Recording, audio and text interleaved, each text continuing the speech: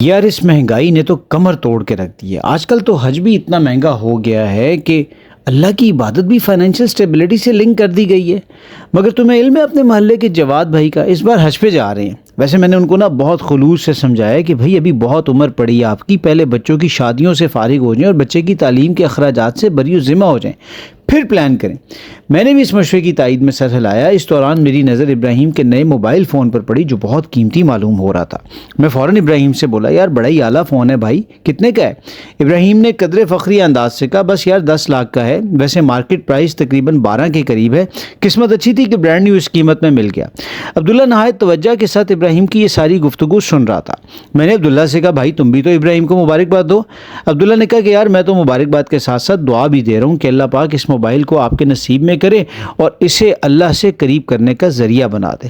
اس میں بولا، یار عبداللہ اب یہ آئی فون کیسے اللہ سے قریب کر سکتا ہے؟ تم بھی حد ہی کرتے ہو قسم سے، کبھی کبھی تو بالکل اللاجیکل ہو جاتے ہو تم۔ اس پہ عبداللہ نے بات کو آگے بڑھایا اور کہا، یار اس موبائل پہ تم دین کا کام کرو، بیان القرآن کی ایپ کو ڈاؤن لوڈ کرو، نیکی کے کاموں میں سے ہی ہے نا، آگے پھیلاؤ۔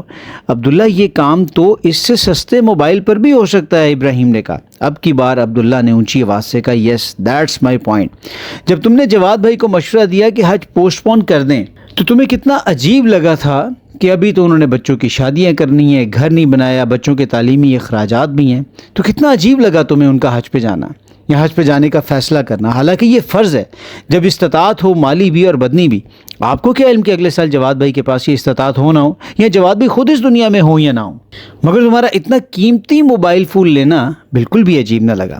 حالانکہ اس وقت جو غزہ کے حالات ہیں، مجھے تو خوف آتا ہے کہ اللہ ہم سے ہمارے کھانوں کا حساب ہی نہ مانگ لے، کہ تمہارے بھائی مر رہے تھے، گردنیں اتاری جا رہی تھیں بچوں کی، فضا میں لاشیں اڑ رہی تھیں، بلکہ زندہ بچوں کو اجتماعی قبر میں بلڈوزر کے تھرو زندہ بچوں کو قبر میں دفن کیا جا رہا تھا اور تم پیٹ بھر کر سکون کی نیند سو رہے تھے، کیوں؟ عبداللہ کہنے لگا کہ پچھلے دنوں وہ اپنے ایک بہت محترم اور عزیز دوست سے ملنے گیا۔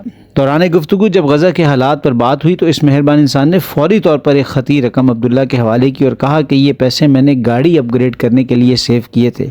ان باتوں کے بعد اب یہ سوچتے ہوئے شرم آتی ہے کہ یہ پیسے گاڑی بدلنے میں لگاؤں، آپ ان کو غزہ بھجوا دیں۔ ہم سب کی گردنیں جھک گئیں، آنکھوں میں نمی کے اثرات تھے۔ ابراہیم اٹھا، عبداللہ کا ماتھا چومتے ہوئے بولا، عبداللہ تم نے مجھے وہ آیت یاد دلا دی، اعوذ باللہ من الشیطان الرجیم، بسم اللہ الرحمن الرحیم، لن تنالوا البر حتی تنفقوا مما تحبون۔ تم ہرگز نہیں پہنچ سکتے نیکی کے مقام کو جب تک اس میں سے خرچ نہ کرو جو تمہیں سب سے زیادہ محبوب ہے۔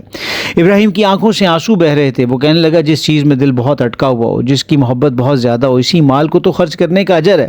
یہ کہتے ہوئے ابراہیم نے اجازت مانگی۔ میں نے حیران کن انداز سے پوچھا، کہاں جا رہے ہو؟ ابراہیم رکا اور بولا، اس سے پہلے کہ مارکیٹس بند ہو جائیں میں یہ موبائل ریپلیس کروانا چاہتا ہوں تاکہ باقی کے پیسے اہل غزہ کو بھجوائے جا سکیں۔